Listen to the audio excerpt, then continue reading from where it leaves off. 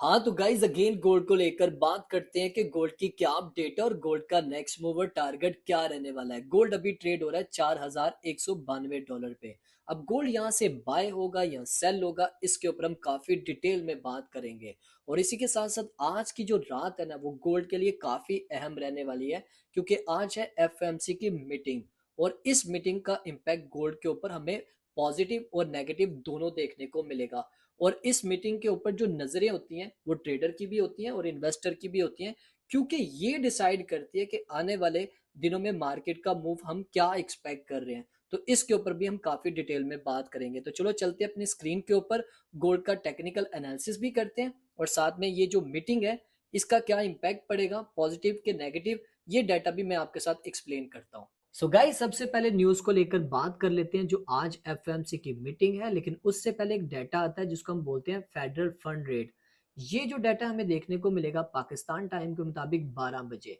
अगर आप यहाँ पर डाटे की बात करो तो प्रीवियस जो डाटा था वो था हमारे पास 4%, और अभी जो फोरकास्ट किया जा रहा है वो है 3.75%। आप इस फोल्डर पे क्लिक करेंगे, इसका इफेक्ट आपको खुद पता चल जाएगा। यहाँ पर आपने इसको रीड कर लेना है। यहाँ पर लिखा है actual greater than forecast is good for currency, यानी कि जो यहाँ पर फोरकास्ट किया जा रहा है 3.75%, अगर इससे ग्रेट रहा तो फिर ये करेंसी के लिए अच्छा है, यानी कि करेंसी से मुराद डॉलर के लिए अच्छा है। और अगर ये लेस देन होता है फोरकास्ट से तो फिर ये क्या होगा, ये गोल्ड के लिए, क्रिप्टो के लिए, स्टॉक के लिए बहुत अच्छा होगा। लेकिन ऑलरेडी यहाँ 3.75% यहाँ पर हमें देखने को मिल रहा है, यानी कि ऑलरेडी यहाँ पर ये फोरकास्ट हो चुका है कि 25 बेसिस पॉइंट यहाँ पर हमें रेट कट देखने को मिलेगा। अब ये होता क्या है इसके बारे में मैं थोड़ा सा आपको एक्सप्लेन कर देता हूँ। जो फेडरल फंड रेट होता है ना, ये अमेरिका का एक मेन इंटरेस्ट रेट होता है, जिसमें फेडरल रिजर्व जो है इसको डिसाइड करता है। अब इस रेट के ऊपर पूरी यूएस की जो इकोनॉमी का लोन होता है, बैंकिंग, इन्फ्लेशन और मार्केट जो है वो डिपेंड होती है। अगर रेट बढ़ा देगा तो डॉलर स्ट्रांग होगा, और जो मार्केट है गोल्ड की, उसके ऊपर प्रेशर आएगा। और अगर रेट यहाँ पर कम कर देता है तो डॉलर वीक होगा और मार्केट के लिए बुलिश साइन है, यानी कि गोल्ड यहाँ पर पंप करेगा। और अगर रेट सेम रहेगा तो फिर मार्केट वहां पर रिएक्शन करती है फ्यूचर में जो उसका अगला सिग्नल होता है उसके ऊपर। तो ये डाटा बहुत इम्पैक्ट डालने वाला है, क्योंकि अगर ये डाटा कम होता तो लोग लोन जो है आसानी से अप्लाई कर सकते हैं, और इससे क्या होगा, मार्केट में नई लिक्विडिटी आएगी तो लोग गोल्ड में पैसा अच्छा खासा लगा सकते हैं। उसके बाद हमें यहाँ पर देखने को मिलेगी एफओएमसी की इकोनॉमिक प्रोजेक्शन। अब ये क्या है, इसके ऊपर इसका डाटा तो नहीं है, लेकिन यहाँ पर इसकी जो है तफसीलात आप यहाँ पर रीड कर सकते हो। ये सारी है, इसके बारे में मैं थोड़ा सा आपको बता देता हूँ इसका क्या मतलब है। जो एफएमसी की जो इकोनॉमिक प्रोजेक्शन होती है, ये वो रिपोर्ट होती है जो फेडरल रिजर्व अपने फ्यूचर के अंदाजे के मुताबिक बता रहा होता है, यानी कि इंटरेस्ट रेट को वो फ्यूचर में कट करेगा या नहीं करेगा, इन्फ्लेशन का क्या फ्यूचर है, जीडीपी ग्रोथ का फ्यूचर क्या है, अनएम्प्लॉयमेंट का फ्यूचर क्या है। इसमें एक डॉट प्लॉट भी होता है, जहां पर वो फेड जो है ना अपने मेंबर्स के जो उनकी जो होती है मेंबर्स के साथ जो मीटिंग होती है उसमें वो चीजें डिस्कस करते हैं। और ये जो डॉट होता है ना, ये अगले क्वार्टर्स में वो रेट कट करेंगे या नहीं करेंगे, इसमें एक डॉट होता है जिसको हम बोलते हैं डॉट प्लॉट। वो उसमें वो बताता है कि वो अगले क्वार्टर में रेट कट करेंगे या नहीं करेंगे। और अगर प्रोजेक्शन में वो हॉकिश या इन्फ्लेशन हाई रेट को लेकर ऐसी कोई बात करते हैं तो फिर डॉलर के लिए वो स्ट्रोंग है। और अगर प्रोजेक्शन में वो डोविश मतलब उसकी आती है स्टेटमेंट, तो फिर इसका मतलब है कि इन्फ्लेशन लो है, रेट कट मजीद हो सकते हैं। तो ये एफएमसी की जो इकोनॉमिक प्रोजेक्शन है ये भी इंपैक्ट डाल सकती है। उसके बाद है हमारे पास एफएमसी की स्टेटमेंट, ये बहुत मायने रखती है। देखो ये जो स्टेटमेंट है इसको भी आप यहाँ पर रीड कर सकते हो।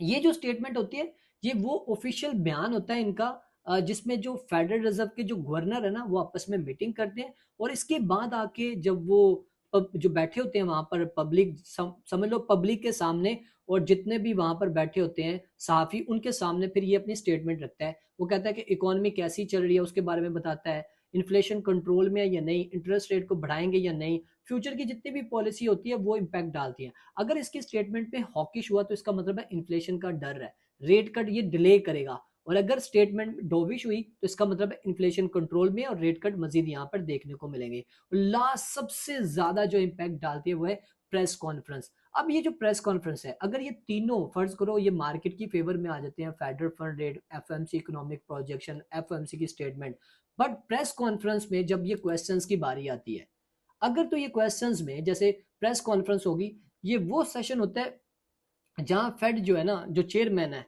ठीक है, उससे सवाल जवाब पूछे जा रहे होते हैं, और यहां से फिर मार्केट का जो रियल सिग्नल होता है ना उसकी समझ आती है, क्योंकि पॉल के जो अल्फाज होते हैं, जो उसकी टोन होती है ना, वो बहुत ज्यादा इम्पैक्ट डालती है। अगर तो वहां पर सवाल करता है कोई कि आगे रेट कट कब हो सकता है, तो अगर वो बोल देता है यहाँ पर नेगेटिव, तो फिर उसका भी इम्पैक्ट पड़ेगा। अगर कोई इन्फ्लेशन के बारे में बात कर दे, या इकोनॉमिक स्ट्रॉन्ग के ऊपर बात कर दे, या फ्यूचर की पॉलिसी पे बात कर दे, तो ये जितनी भी स्टेटमेंट होगी, अगर तो ये पॉजिटिव तरीके से जवाब देगा तो फिर तो मार्केट अच्छा परफॉर्म करेगी, और अगर यहाँ पर वो नेगेटिव तरीके से जवाब देगा तो मतलब समझ लो कि हॉकिश में बोलेगा, तो फिर समझो कि गोल्ड पे प्रेशर आएगा। अगर डोविश लैंग्वेज में बोलेगा तो फिर यहाँ पर गोल्ड के ऊपर पॉजिटिव इंपैक्ट पड़ेगा। तो इस न्यूज के ऊपर भी आपकी नजर होनी चाहिए, ठीक है जी। तो ये न्यूज आएगी हमारे पास 12 बजे, और फिर उसके बाद इसकी जो प्रेस कॉन्फ्रेंस है वो 12:30 पे है। अब आओ जी मार्केट टेक्निकली तौर पे, यानी कि सॉरी गोल्ड यहाँ पर किस तरफ हमें मूव करता हुआ नजर आ रहा है। ये सेटअप ऑलरेडी मैंने आपके साथ शेयर किया हुआ है, इसी सेटअप के ऊपर आपकी नजर होनी चाहिए। ये सेटअप इस तरह है कि ऑलरेडी मैंने आपके साथ फेसबुक पे भी शेयर किया हुआ है। अभी देखो गोल्ड है 4193 पे, तो गोल्ड अगर इस लेवल को ब्रेक कर देता है लंदन सेशन तक, याद रखना लंदन सेशन तक, ये लंदन सेशन के होते होते इस लेवल को ब्रेक कर देता है, $4188 के लेवल को ब्रेक करके नीचे आ गया, तो सेल करना 4175 और इवन के $4170 तक भी आ सकता है। और अगर ये इस लेवल को ब्रेक कर देता है $4201, यार मैं अल्फाजों में बयान कर रहा होता हूँ, प्लीज आप उसको ध्यान से सुना करो, 4203 के लेवल को ब्रेक करके ऊपर क्लोजिंग देता है कैंडल के साथ, विक इंक्लूड नहीं होती, याद रखना विक को कभी भी इंक्लूड मत करो।